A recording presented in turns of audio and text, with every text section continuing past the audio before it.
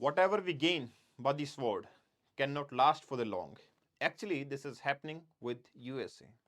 चलिए जानने की कोशिश करते हैं कि वर्ल्ड सिनेरियो में यूएस और रशिया किस तरीके से आज अपने लक को आजमा रहे हैं, या फिर मैं बोलूं कि जो हिस्ट्री में उन्होंने क्रिएट किया उसमें अपने फ्रेंड्स को यूज करके आज अपनी इकोनॉमी को आगे बढ़ाने की बात कर रहे हैं.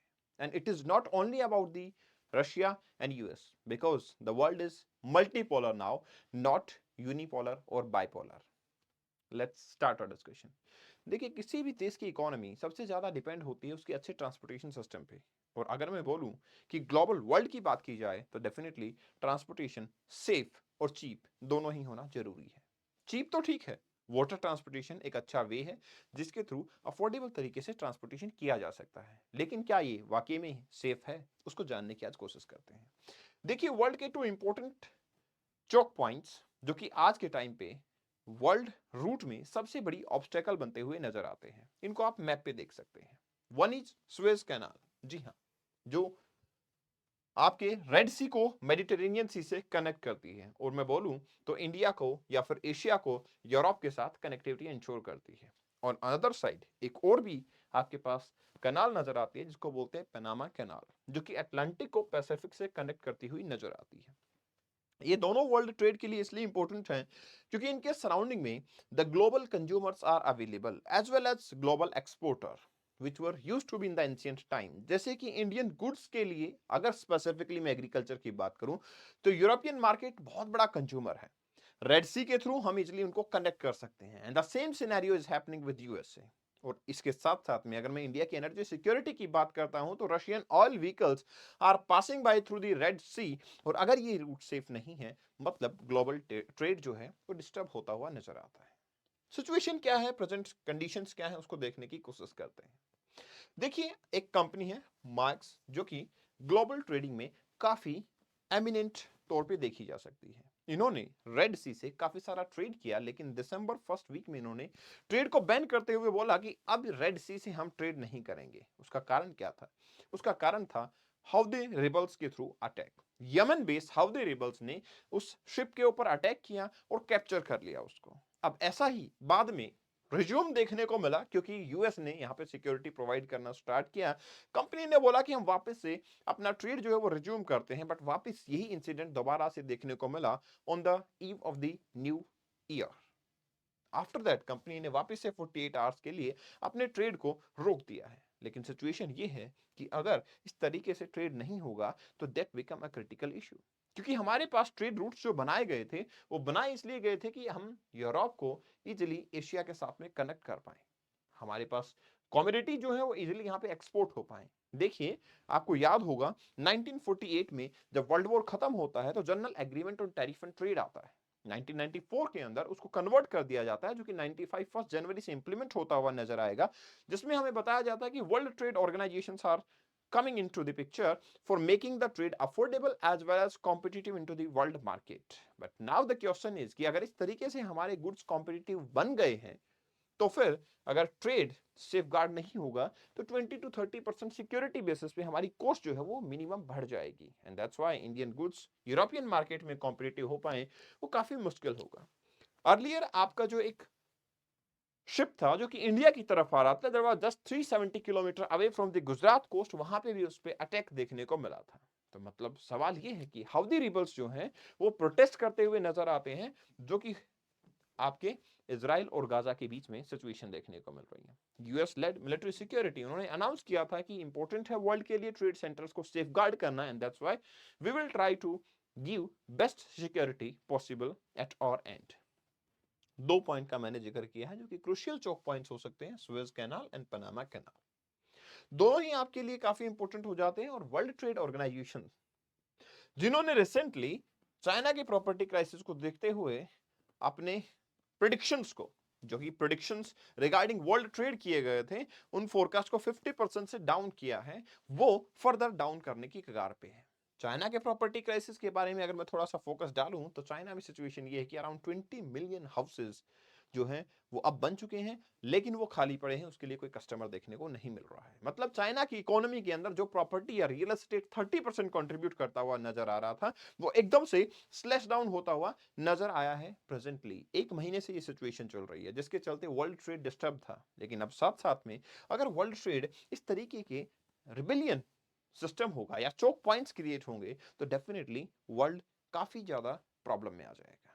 सवाल ये है, what is going on in the Red Sea and Panama Canal? आखिर क्राइसिस है तो क्राइसिस किस टाइप के हैं? देखिए, क्राइसिस की अगर मैं बात करूं तो मुझे ये पता लगता है कि ये जो दोनों डिस्ट्रप्शन है, जो मैरीटाइम बाउंड्री है, वो हमें पता लगती है 80% ग्लोबल ट्रेड को कैरी आउट करती है।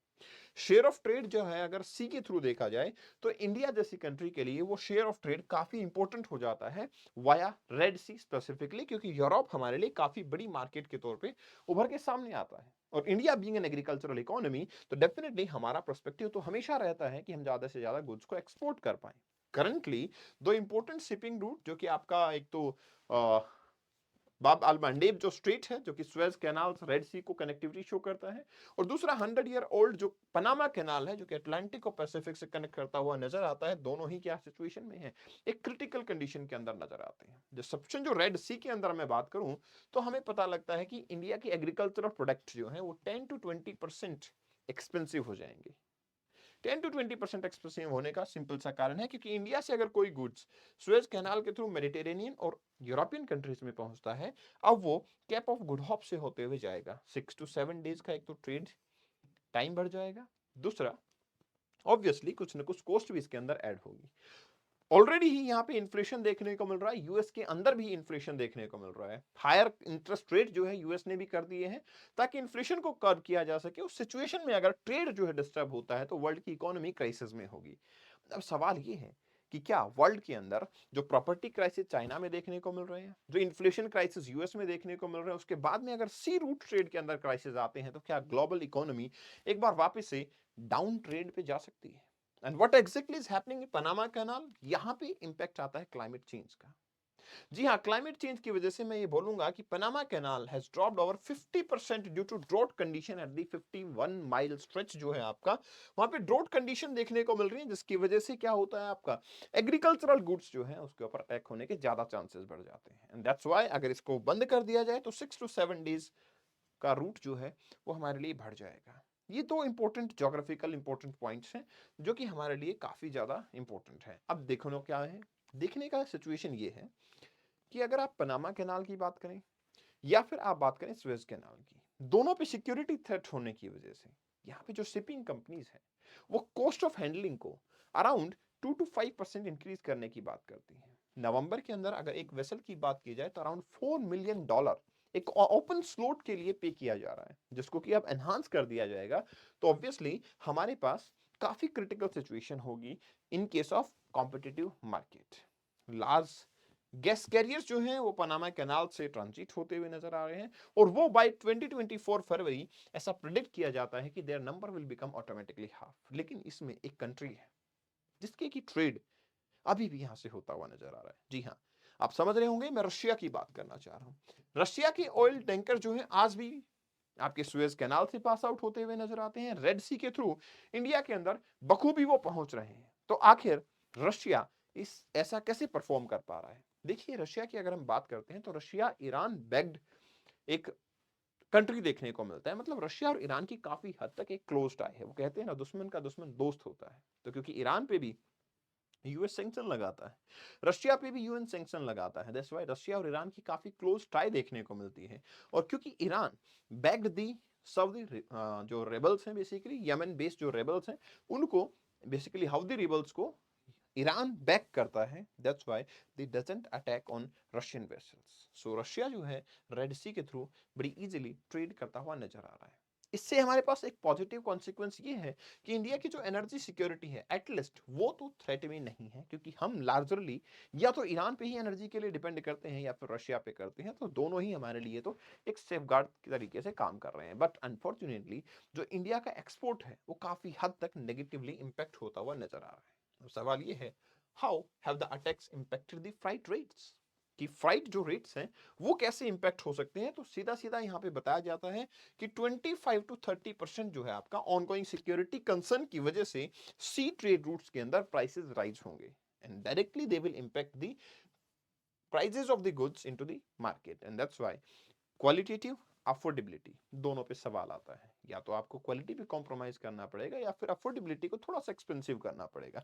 एक्सपेंसिव करने का मतलब होगा कि आप अपने गुड्स को मार्केट में बेच पाएंगे, प्लेस कर पाएंगे या फिर अदर कंट्रीज उसकी एडवांटेज लेंगे, वो काफी क्रिटिकल सिचुएशन होगी। देखिए ट्रेड के अंदर ट्रबल अगर होता है तो वो हमारे लिए लेबर इंटेंसिव सेक्टर के लिए भी काफी नेगेटिव है। Textile sector, James and jewellery sector, इस एक्सपोर्ट के लिए काफी नेगेटिव इंपैक्ट हो सकता है। मैं आपको बताना चाहूंगा रसिया से जो रो डायमंड आता है वो हमारे सूरत के अंदर काफी ज्यादा बेसिकली जेम्स एंड ज्वेलरी को फिनिश प्रोडक्ट के तौर पे एक्सपोर्ट किया जाता है, जिसकी डिमांड यूएस में भी काफी ज्यादा है, यूरोपियन कंट्रीज में भी काफी ज्यादा है। अलॉन्ग विद दैट इंडिया के अंदर जो कॉटन क्लॉथ प्रोडक्शन होता है उसकी डिमांड भी यूरोपियन कंट्रीज में काफी ज्यादा देखने को मिलती है। दैट्स व्हाई कंज्यूमेबल गुड्स के अंदर इंडिया जो एक्सपोर्ट करता हुआ नजर आ रहा है वो हमारे लिए क्रिटिकल हो सकता है।